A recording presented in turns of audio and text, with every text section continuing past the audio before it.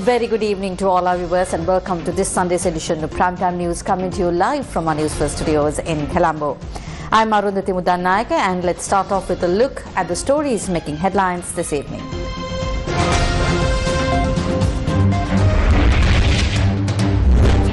Protest in Kumburupitiya escalates.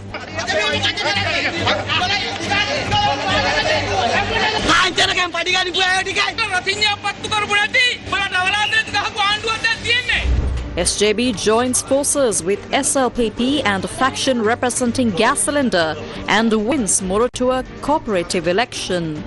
Distressed youth files complaint after firecracker during celebrations, burns vehicle. Corrupt individuals are plotting against the government, the president claims.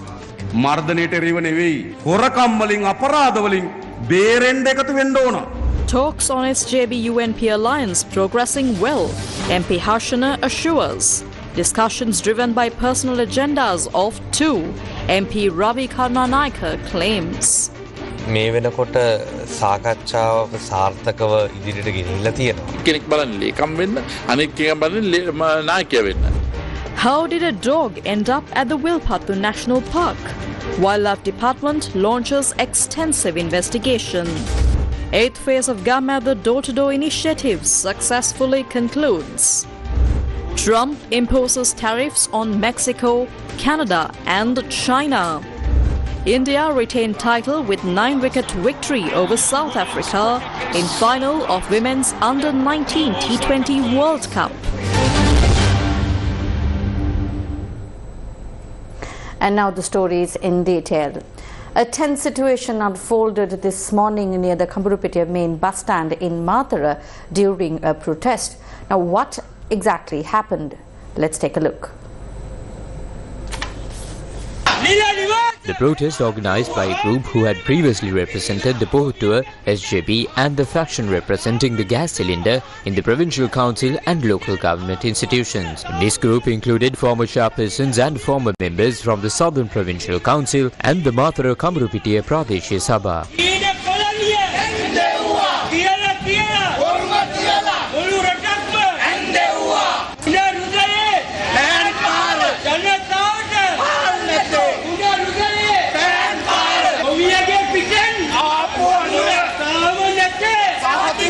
The protesters gathered to raise concerns about several issues, including the rising cost of living and the shortage of rice in the south. While the protest was ongoing, a group of National People's Power supporters arrived, expressing opposition to the protesters. This led to a tense exchange between the two groups. Janatha Vimukthi පෙරමුණේ රජය විවිධ බොරු පොරොන්දු රටට ප්‍රකාශය කරා. ජනතාව අපි ගම ඇතුළට ගියාපුවාම අපිට ගම ගෙදර ගමේදී කියන්නේ අද මිනිසුන් ජීවත් වෙන ආකාරය. හාල් කිලෝ එක නෙමෙයි. හාල් 250 ගන්න ජනතාවක් අද රටේ පත් වෙලා ඉන්නවා. ඒ නිසා අපි මේ ආණ්ඩුවට ඉතා පැහැදිලිව අපි එදත් කිව්වා බොරු කාර්යොන්ට මේකේ ආණ්ඩු කරන්න බෑ. ආණ්ඩු කරන්න බෑ.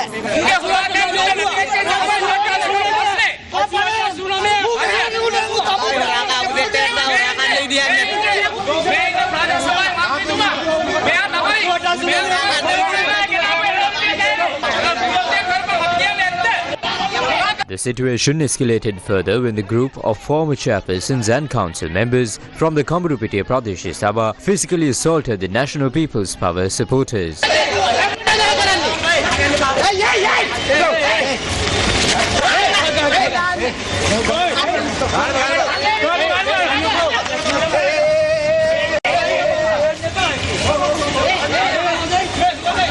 The police then intervened to restore order.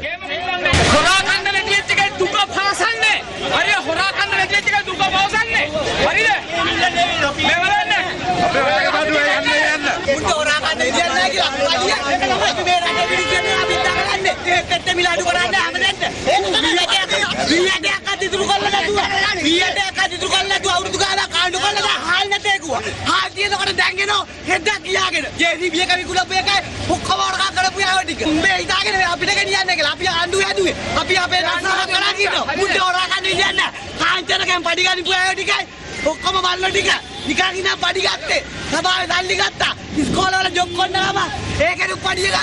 As the situation intensified, people in the area began to hoot at them.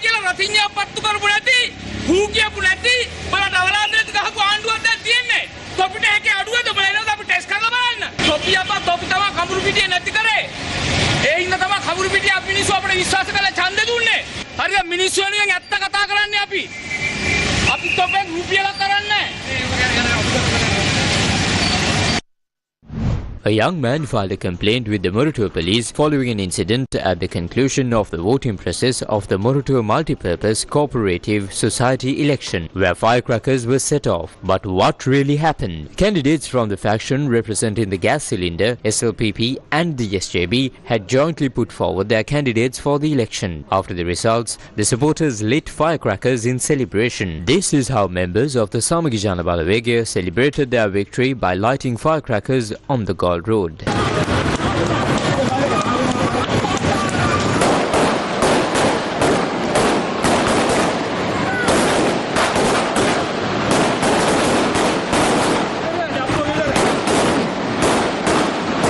A tense situation arose between the driver of a lorry parked on the roadside and members of the Samagi Jana Balawegaya when one of the firecrackers fell onto the roof of the vehicle.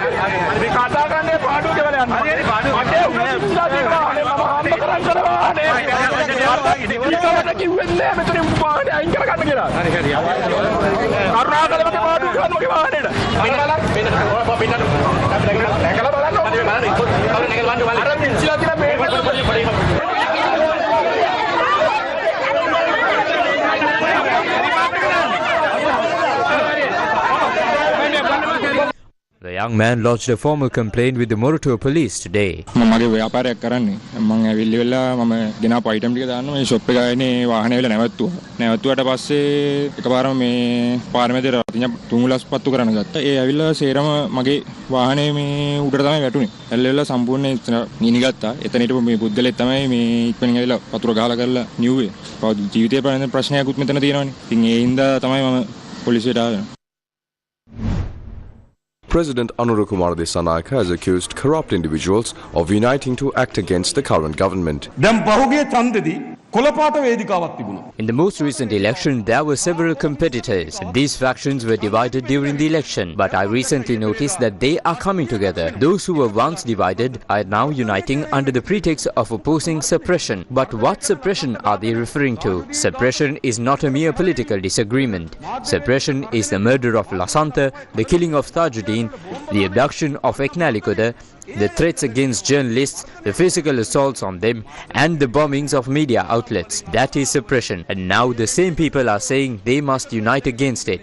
But no, rather than uniting against alleged suppression, they should be uniting to escape their own involvement in theft and corruption. Look at the faces of those who have gathered. One swindled money from an Australian businessman. Another is tied to a scandal involving the central bank. And yet another is implicated in an oil scam. These are the very corrupt figures who now claim to be united against suppression. No, we will enforce the law. This country must return to be a civilized nation because right now we are far from it. The president expressed these views at a public rally in Polpitigama, where he also emphasized his unwavering commitment to combating corruption. Citizens follow the law, but it seems politicians believe that they are above it. The Criminal Investigation Department has seized numerous vehicles, most of which belonging to politicians. I expect that within the next day or two, one or two of these politicians will be arrested, depending on the progress of the investigations. I want to assure you all that these actions will not be reversed. We will not stop until this country is transformed into a civilized nation, and we will not relent until that change is achieved. මේ තියෙන පියවර ආපහු හරවන්නේ නැහැ. මේක වෙනස් කරලා තමයි අපි නතර වෙන්නේ. මතක තියාගන්න. Various views are being expressed on the discussions between the United National Party and Samagi Jana Balawegaya. Harshan Raja Karuna, SJB Member of Parliament and a key figure in the formation of the alliance, expressed these views. අපි මේ වෙනකොට සාකච්ඡාව සාර්ථකව ඉදිරියට So far, we have successfully moved forward with the discussions, but a final decision has not yet been made. These discussions are not focused on the provincial council elections. Our goal is to determine how to proceed and strengthen this alliance. We aim to bring together not only the United National Party, but all groups, whether political parties or civil organizations that can join us and work together. සියල්ල දේශපාලන පක්ෂ වෙන්න පුළුවන් civil සංවිධාන වෙන්න පුළුවන් මේ සියල්ලම එකතු කරගෙන මේ වැඩ කටයුතු ටික කරන්නයි අපි බලාපොරොත්තු වෙන්නේ. තාම එක්සත් ජාතික පක්ෂයේ විතරද සාකච්ඡාව නැත්නම් තව ඇවිල්ලා ඉන්නවද මේ වෙනකොට සාකච්ඡා කරන්න ලිස්ට් එක? දැනට ප්‍රසිද්ධි At this stage, official discussions are only taking place with the United National Party. However, there are ongoing unofficial discussions with other parties. කෙරෙනවා.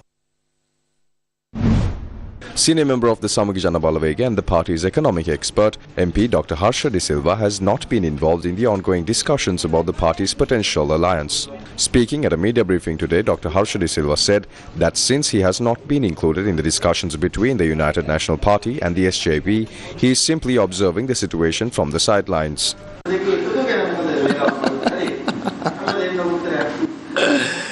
අනේ පක්ෂ දෙකේ එකතුව සම්බන්ධයෙන් මාව ඒකට පත් කරලා නැහැ ඒ සාකච්ඡාවලට හොඳේ ඉතින් කරුණාකරලා මගෙන් අහන්න එපා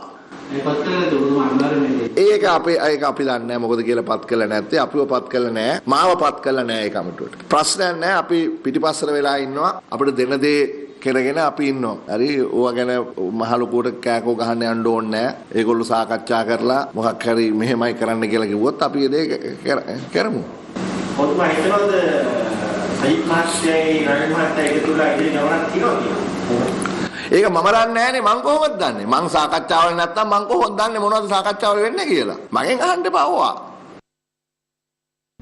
New Democratic Front MP Ravi Karunanayake reiterated today that the ongoing discussion between the Samagi Jana Balawegaya and the United National Party are primarily driven by the personal agendas of a select few individuals. මම හැවෙලාම කිව්වේ මේක ගරුත්වයෙන් එකතු වීමක් මිසක් බලාත්කාරයෙන් කිරීමක් නොවේ. හැබැයි කො එන්න දෙන්නේ නැහැ. මම නැවත කියන්නේ ඕක දෙන්නෙක්ගේ අවශ්‍යතාවය ඉටු කරන්න. මොකද මේගොල්ලෝගේ එකතු වීම නෙමෙයි. ඒගොල්ලෝ බලන්නේ එක්කෙනෙක් බලන්නේ ලේකම් වෙන්න, අනෙක් කෙනා බලන්නේ නායකයා වෙන්න. මං ඇහුවේ අපි කොහොමද මේක සැබෑ එක්සත් ජාතික පාක්ෂිකයන් සහ සජිබ ඔක්කොම එකතු කරගන්න පුළුවන් ඒ වටිනාකමක් සහ ගරුත්වයෙන් එකතු කිරීමක් කරන්නේ කොහොමද කියලා. ඉතින් ඒකට වැඩි කල් යන්න අපි කතා කරමු.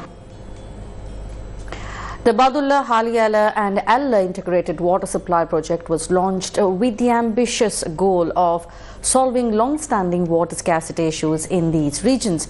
However, despite the initial excitement and the public investment, the project has faced significant setbacks. Today, on what happened to the village, we dive deeper into the details of this project.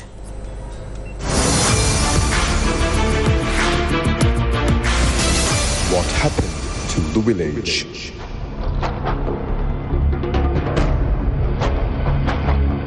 This is the Badulla, Haliyala and Alla integrated water supply project. At the core of this project is the Demodra reservoir and dam, which was built to support the water supply system in the area. Another key component of the project is the water purification plant. The total estimated cost of the project was 15 billion rupees. The goal was to address the water scarcity issues in the Badulla, Haliyala and Alla divisional secretariats, benefiting approximately 25,000 families with access to clean water. Despite the initial celebrations surrounding the completion of the reservoir, the project soon faced major issues. The reservoir quickly became filled with silt, making it ineffective and unusable. Local residents argue that the project failed because it was implemented without proper scientific planning and research.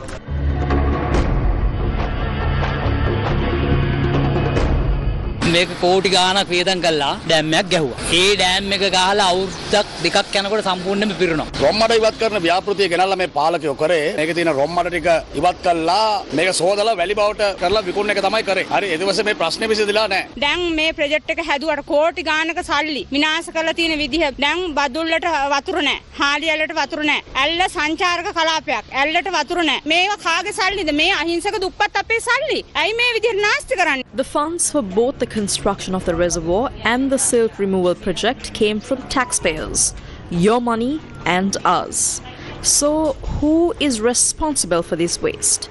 Shouldn't the politicians and officials involved in this mismanagement be held accountable for mishandling public funds on a project that clearly lacked proper planning? Who is to blame for the loss and potential embezzlement of these funds?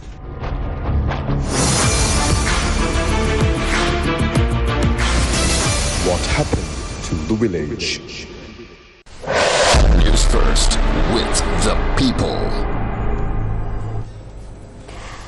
The Department of Wildlife Conservation has launched an investigation into a video circulating on social media that shows a confront between a leopard and a dog. So what really happened? Here's the full story. Bye bye doggy. The incident occurred on the 29th of January around 2 p.m. Eyewitnesses told Newsfirst that the dog was about 15 kilometers inside the Wilpattu National Park near the Hunwilgama Gate. A local tourist filmed the encounter, capturing the moment when the leopard attempted to prey on the dog, resulting in a conflict between the two animals.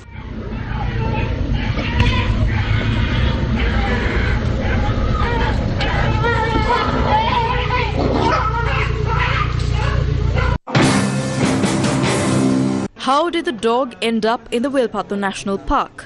Was the dog brought into the park and abandoned, or did it wander in on its own? What really happened? Here's what we know. According to eyewitness accounts, the incident took place far inside the park, about 15 kilometers from the Hunwilgama Gate. Google Maps confirms that this area is distant from any human settlements, with the nearest farms located a considerable distance away. So, how did the dog get so deep into the park? Some social media users have speculated that someone might have intentionally brought the dog into the park, perhaps to be preyed upon by the leopard. But if that's the case, why would anyone do such a thing? And is it possible to do so without wildlife officials noticing? What really happened?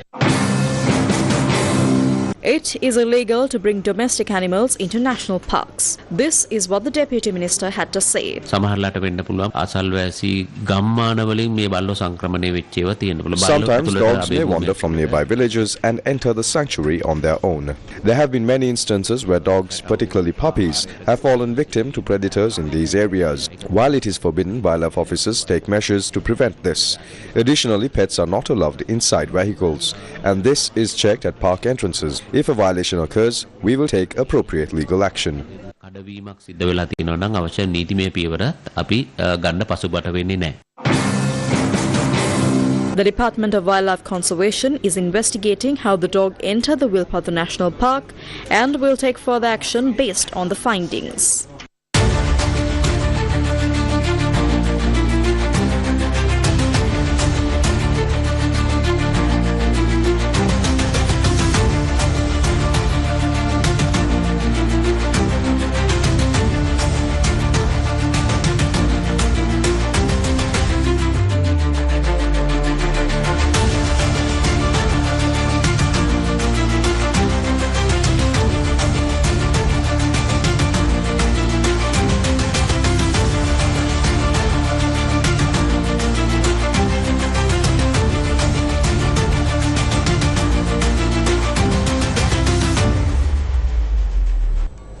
The Gammadha movement is a well-established concept in rural Sri Lanka, known for its commitment to addressing the challenges faced by rural communities. Operating as a two-way street, it fosters communication between rural residents and national development efforts. The 8th phase of the Gammadha Door-to-Door initiative concludes today, leaving behind a wealth of new insights and data. The information gathered has been thoroughly analysed and will form the basis of an annual report compiled by the University of Peradeniya. This report is expected to play a pivotal role in shaping future national development and strategies and will provide key recommendations to address the concerns raised by rural communities. This is Irikiampola, a remote village in Bibila Munaragala. Here, the local community has traditionally depended on pottery as their main source of livelihood. The pottery industry once flourished, but has faced increasing challenges over the past years. Though a small pottery factory exists, the government provided 3 machines to support the industry 15 years ago, but only one of these machines is still functional today. What's more troubling is that despite the long wait, the villagers have yet to receive any training on how to properly use these machines. අවුරුදු 15ක් කියලා මේක තාම කියලා දුන්නේ නැද්ද? කියලා දුන්න ආවෙත් නෑ මේ මට කවුරුත් කියලා. කියලා තාම ආවේ නෑ. මේකට විතර හැයි කරු ඉස්ත කරලා කියන එක ඒකේ මොනවද කරන්නේ කියලා දන්නේ. This was brought to light through the Gum at the door-to-door visits by the team in Munaragala. The success of the 8th phase of the Gum at the door-to-door initiative is a testament to the dedication of numerous individuals and organizations. We would like to express our sincere gratitude to the senior and junior staff of the MTV-MBC networks, the provincial leaders of Newsfirst, the students from the University of Peradeniya who participated in the initiative, Vice-Chancellor Professor Terence Madhujit, Head of the Department of Geography Professor Tilak Vijay Tungabandara, and all the academic and non-academic staff involved. We are optimistic that the findings from this year's door-to-door initiative will be swiftly addressed through the initiatives of the Gum at the movement.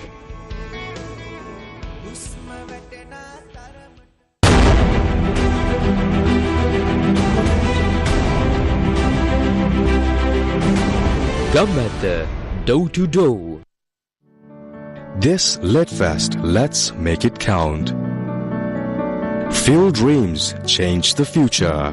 For hundreds of students at the Sri Gunananda School in Udugama Gaul. Drop your books at the Gum at the Book Drive.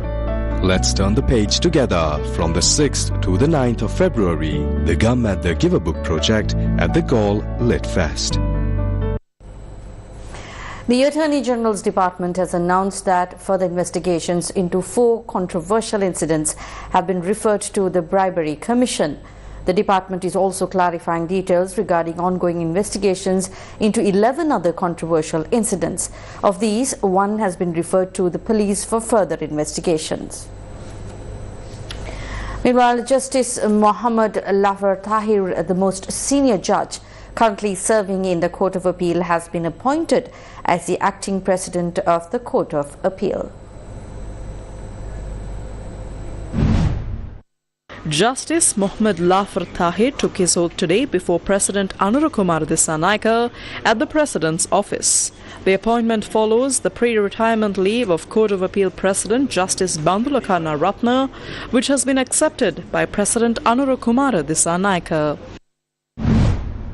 Police said that no definitive decision has been made regarding the return of Mohammad Mahilar Mohammad Hansir, alias Azad Maulana, to Sri Lanka. A senior police officer said that Maulana is ready to provide further information about his statement to Channel 4 regarding the Easter Sunday attacks. Azad Maulana is currently abroad seeking political asylum. On to some business news. Now, Sri Lanka saw a significant influx of visitors last month. Sri Lanka has welcomed 212,838 tourists in the first 26 days of January. According to the Sri Lanka Tourism Development Authority, the highest number of tourists came from India, contributing 37,383 arrivals. This accounts for 17.6% of the total number of tourists arriving in the country during this period. Today, February 2nd, is World Ramsar Wetlands Day. On this day in 1971, representatives from 21 nations gathered in Ramsar, Iran to sign the Ramsar Convention, a global commitment to the protection of wetlands.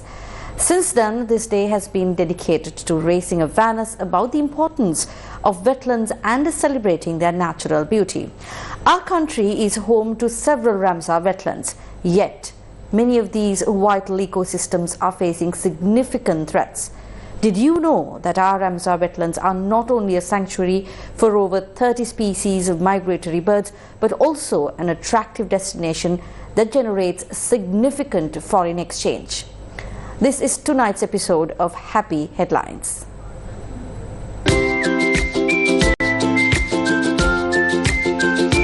Happy Headlines.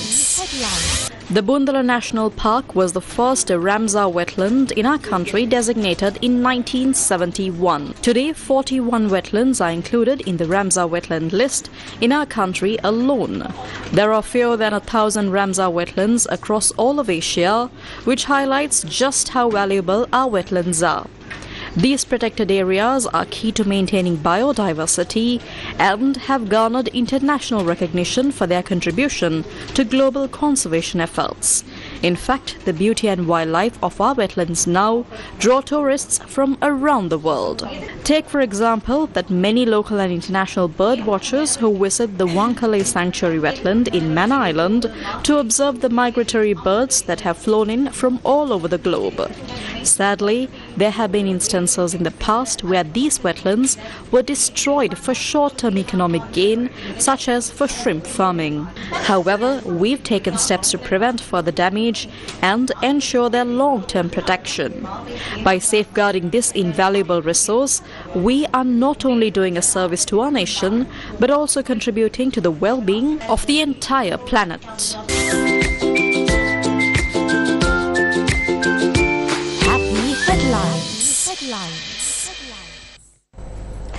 The final rites of senior Tamil politician Mave Sirasa took place in Jaffna. The final rites of senior Tamil politician and leader of the Ilangai Tamilarasu Katchi, Mave Sirasa, took place this morning in Jaffna. Mave Sirasa was 83 at the time of his demise. He passed away on the 29th of January while receiving treatment at the Jaffna Teaching Hospital. His remains were laid to rest at his residence in Mavatipuram, where many political leaders from both the ruling and opposition parties came to pay their final respects.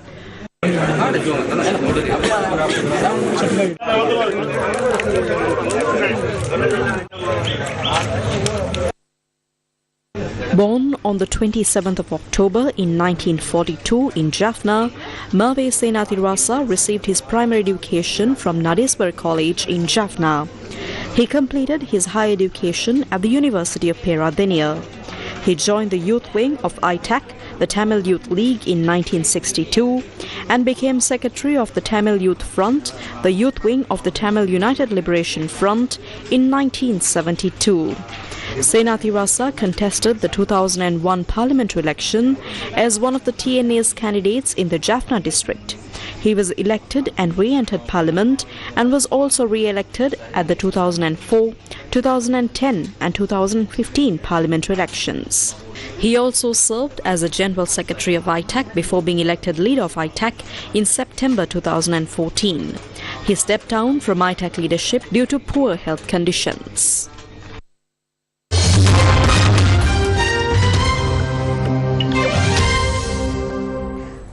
Moving on to news overseas, US President Donald Trump has announced sweeping new tariffs on all goods imported from America's three largest trading partners, China, Mexico and Canada. US President Donald Trump said the US would impose tariffs beginning on Tuesday of 25% on Canada and Mexico, as well as an additional 10% tax on China. Canadian Energy faces a lower 10% tariff. He had threatened to impose the import taxes if the three countries did not address his concerns about illegal immigration and drug trafficking. Both Canada and Mexico said they were preparing retaliatory tariffs of their own. Trump has indicated he is ready to escalate the duties if the countries retaliate. Together, China, Mexico and Canada accounted for more than 40% of imports into the US last year. Trump posted on his Truth Social platform, quote-unquote, "This was done through the International Emergency Economic Powers Act because of major threat of illegal aliens and deadly drugs killing our citizens." The White House, in its announcement, accused Mexico's government of having an intolerable alliance with Mexican drug trafficking organizations. In response, Mexican President called allegations that the Mexican government had alliances with criminal organizations slander. The president called on the US to do more to clamp down on the illegal flow of guns south to arm the cartels. China said in a statement that it was strongly dissatisfied with the levies and firmly opposes them. The 10% tax will be added over and above tariffs already imposed on China by Trump in his first term and by President Joe Biden. It added that it would file a lawsuit with the World Trade Organization against the US for its wrongful practice and would take countermeasures to safeguard its own rights and interests. Canada has announced retaliatory tariffs against the US in a move that marks the beginning of a trade war between the neighboring countries. Prime Minister Justin Trudeau set out far-reaching tariffs of 25% affecting 155 billion Canadian dollars worth of American goods ranging from beer and wine to household appliances and sporting goods. The move matches US President Donald Trump's 25% levy on Canadian and Mexican imports to the US and an additional 10% on China over his concerns about illegal immigration and drug trafficking. Trudeau said he would not back down in standing up for Canadians, but warned of real consequences for people on both sides of the border. The Canadian Prime Minister added that tariffs on 30 billion worth US goods would come into force on Tuesday and another 125 billion in 21 days to give Canadian firms time to adjust.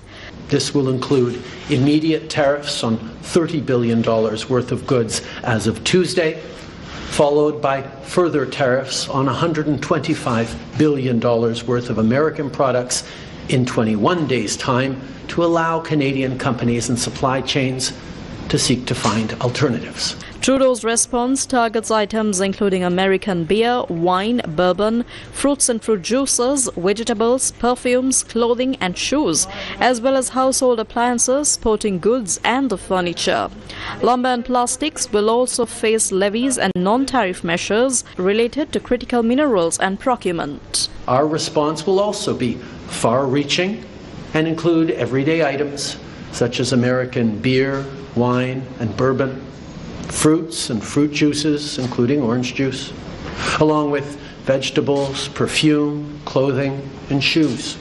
It'll include major consumer products like household appliances, furniture, and sports equipment, and materials like lumber and plastics, along with much.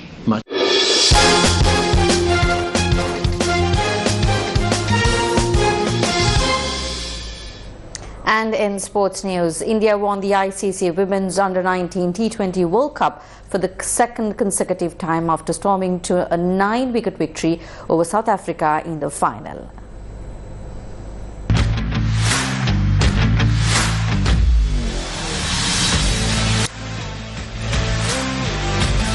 The finals of the ICC Women's Under-19 T20 World Cup, which began with the participation of 16 teams, was held in Kuala Lumpur, Malaysia. In the semi-finals, South Africa won against Australia and India won against England to secure their place in the finals. South Africa won the toss and opted to bat first. Taking advantage of that decision, the Indian bowlers restricted South Africa's innings to just 82 runs.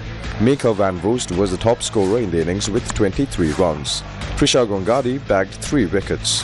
Parunika Sisodia, Ayushi Shukla and Vishnavi Sharma bagged 2 wickets each. Kamalini Gunalan and Gongadi Trisha opened the Indian innings. Kamalini was dismissed for 8 runs. Sanika Chalke and Gongadi led India to victory. India reached the target in 11.2 overs.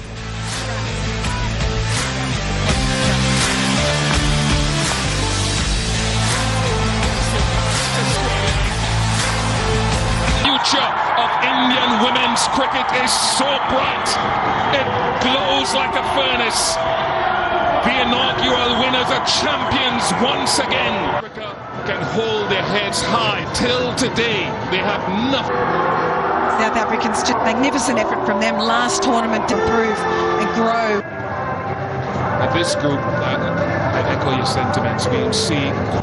Best. NTV Media Network, which holds the official local broadcasting rights to the ICC Under-19 Women's T20 World Cup 2025, was able to bring you the experience of an exciting tournament. We are ready to bring you the experience of many other tournaments, including the Champions Trophy, which is set to begin on the 19th of February.